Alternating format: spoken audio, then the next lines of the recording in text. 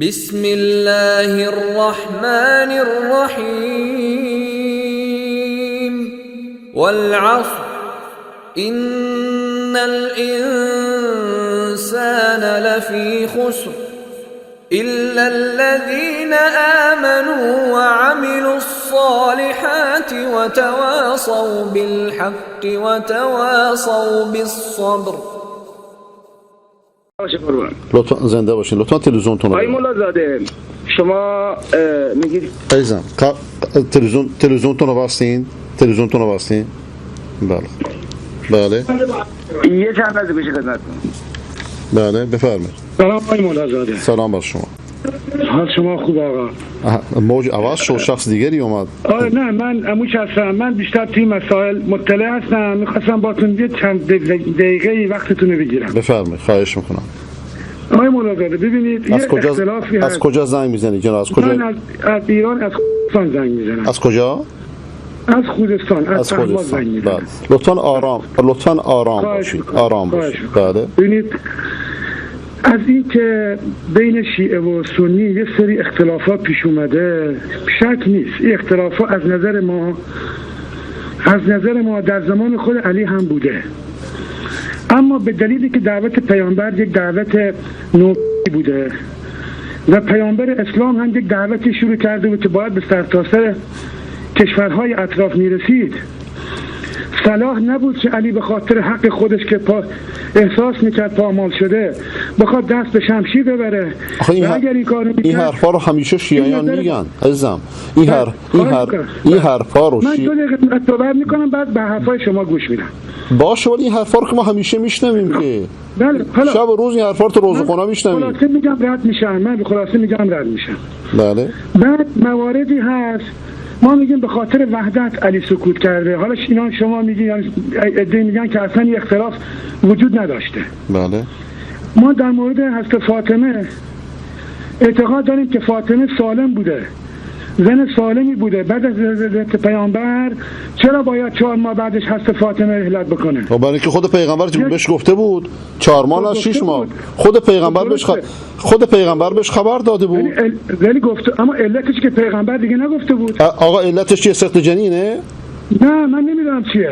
نمیدونی چرا اتهام میزنی؟ آقا نمیدونی چرا اتهام میزنی؟ دخترای فاطمه تا سن 57 سالگی، کلثوم تو کربلا 50 خورده سالشه، زینب تو کربلا 50 سالشه، دختران زنده. ببینم شما چرا حاضر به گفتگو نیستی؟ میخوای انشا بخونید عزیزم؟ میخوای همینجوری انشا بخونی بری جلو؟ چرا حاضر به گفتگو نیستی؟ من هم اعتقاد دارم در مورد عثمان حکومت آقا صد مطلب برای من مطرح نکن. چرا حاضر به گفتگو نیستی شما؟ چرا حاضر به گفتگو نیستی؟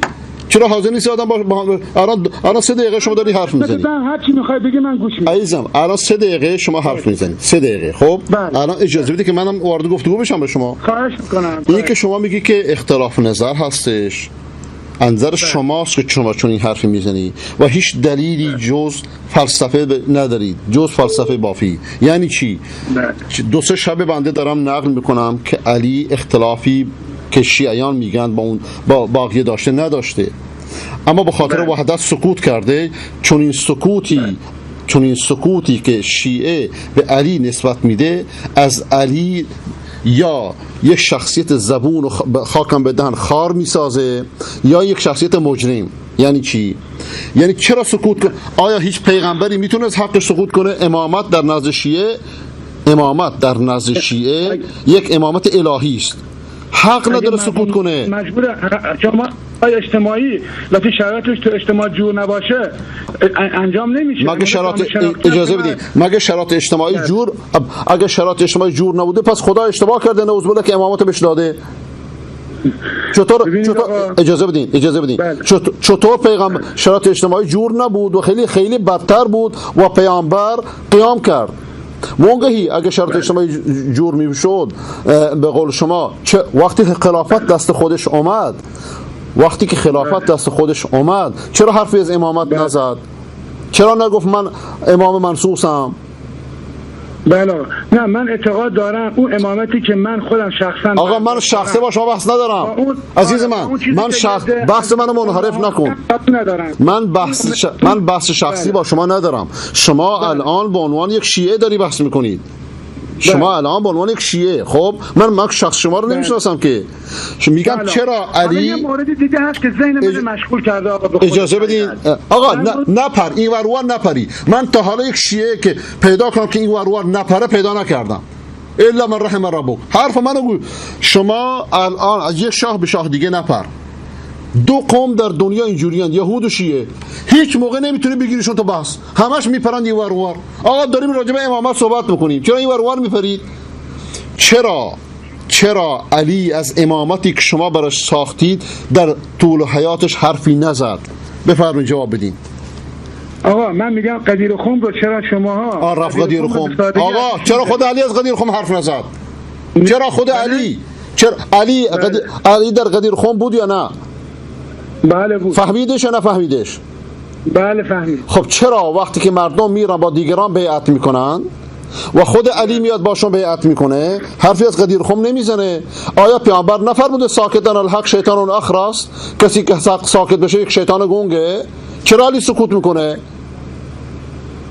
حالا خب اجازه میدید من جواب منو بدین. بله بریش اینور اونور نرید. من اعتقاد شما رو سوال نکردم. آقا خواهش میکنم از اعتقاد خودت عزیز من خواهش میکنم از اعتقاد خودت حرف نزن. جواب منو بده. چرا؟ جواب سوالم خیلی واضحه. چرا علی از ولایتی که شما براش تراشیدید، از قدیر خمی که براش تراشیدید و شاخ و برق بهش دادید، چرا حرفی نمیزنه؟ آیا علی به اندازه شما عربی نمیفهمه؟ علی به اندازه شیعیان قم ایران عربی نمیفهمه؟ حق خودشو نمیفهمه؟ اینقدر ضعیفه؟ بفرمایید جواب منو بدید. مدارکی که ما آقا من مدارک نمیخوام. شما قبول ندارید. من حرفش قبول ندارم. مدارک من نمیدونم قدیر خم برداشت ما از قدیر خم. آقا شما همش میگه برداشت ما. جواب منو بده. سوالم خیلی واضحه.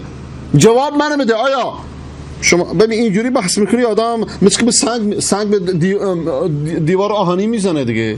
کله ها بسته. آقا حرف من واضحه، چرا این ور میرید؟ حرفم اینه که آیا علی به اندازه شما فهم نداشت؟ علی به اندازه شما عربی نمیفهمید؟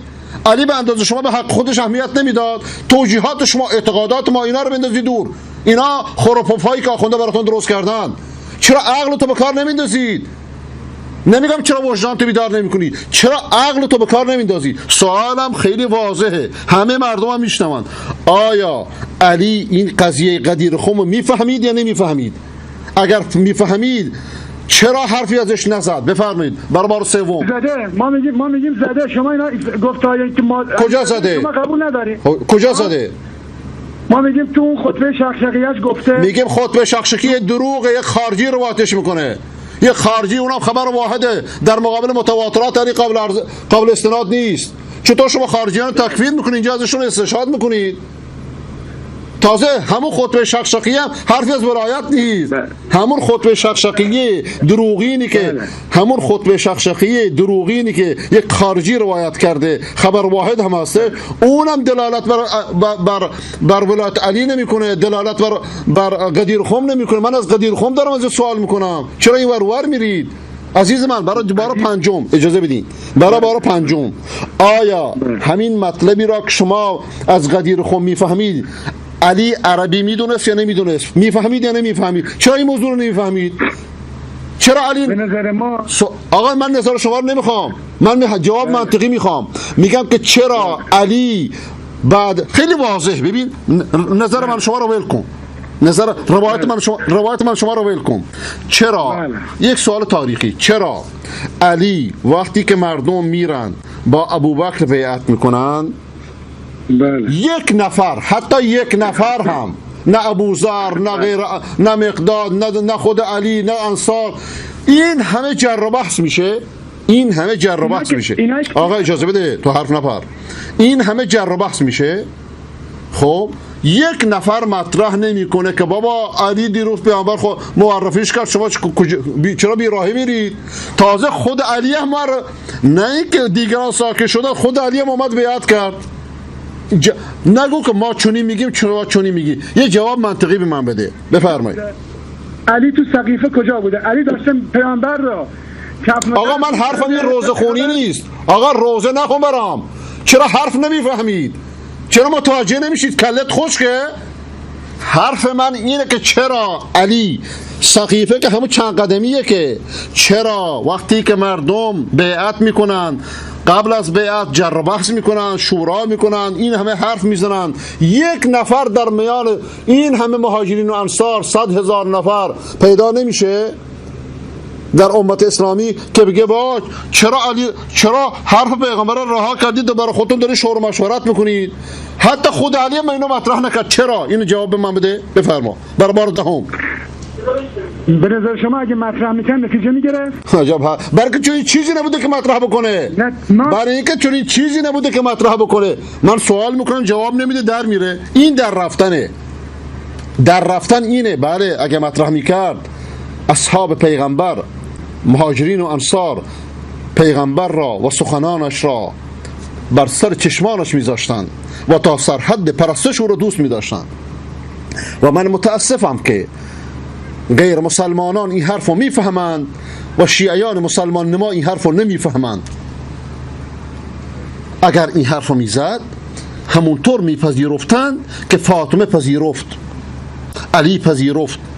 وقتی که ابوبکر یک حدیثی را شنیده بود به تنهایی، دیگران هم نشنیده بودند، که گفت من از پیامبر شنیدم که ما معشر انبیا ارث نمیگذاریم، فاطمه ساکت شد و تا ابد در این مورد حرف نزد. اگر یک سخن از پیغمبر میشنیدند، اونها پیغمبر معشوقشون بود، محبوبشون بود، حرفش برای شما ارزش داشت. لیکن شما متاسفانه ذهناتون بسته. مشکل اینجاست. اگر اون، ولی با این حال سوال من جواب ندادید. چرا سوال من جواب نمیدید؟ چرا این ور میدوید؟ نمیذاره کسی حرف بزنه. چطور نمیذاره کسی حرف بزنه؟ برای که جواب نمیدید، برای که میپرید، برای که میپرید. آقا چرا؟ من یه سوال دیگه دارم. نه سوال خودت برای خودت بذار. آقا سوال خودت بذار برای روزخونه ها. سوال خودت بذار روزخونه ها، اونجا برو سینه بزن. چرا سوال من 5 بار من سوال میکنم چرا جواب نمیدی؟ وقتی بلد نیستی چرا میایی؟ وقتی بلد نیستی، سوال جواب بلد نیستی، چرا میای رو بحث بکنی؟ تو یا آخوند من حتما آخوندید. اگه آخوند نمیودی میفهمیدید. اون جوانه اولی آخوند نبود، اون 30 ساله بیشتر از شما میفهمید. ولذا حرف منطقی قانعش میکرد. شما رو نه حرف منطقی قانعت میکنه، نه دنبال حرف منطقی هستید. 5 باره الان دارم از سوال میکنم جواب نمیدید. میگه دوباره برای بار اخیر اگه اینو جواب ندی قطعت میکنم. آیا علی همین حدیث قدیر خم فهمید یا نه؟ اگر فهمیدش چرا مطرحش نکرد؟ چرا اومد بیعت کرد؟ بفرمایید. اعتقاد داریم مطرح کرد حضرت فاطمه میرفت سراغ شیوخ عرب بهشون میگفت چرا حق ابوالحسن نمیدی؟ اینا دروغایی که خب اینا دروغایی که شما ساختین. اگر رب باید شما حضور داشتید. باشه الان بشنو، الان جواب بشنو.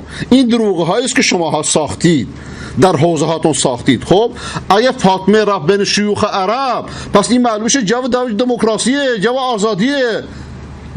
پس شکمشو نزدن، بچه‌شو ساقط نکردن.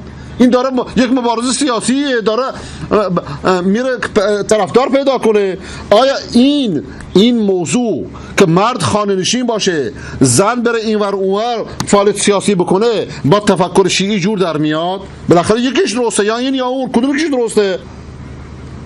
کدوم که؟ برای که عقل تو به کار نمیندازی، ولذا برای این سوالها جواب پیدا نمیکنی. من با شما در این مورد به توافق نمیرسم. فقط یه سوال دارم. برای که ذهنت بسته، چطور به توافق میرسی؟ تو ذهنت مهر زدید.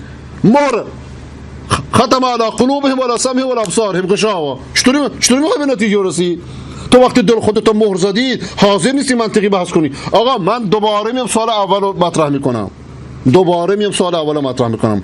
علی چرا به ابوبکر نگفت که بابا تو که میگی پدر من، یعنی پدر فاطمه رضی الله تعالی عنها، ارث، گفته من ارث نمیذارم، این حرف پیغمبر، منم حرف پیغمبر رو برات نقل میکنم. ای ابوبکر، پیغمبر مگه نگفت من کنت مولا فهذا مولا؟ چرا امامتو داری غصب میکنی؟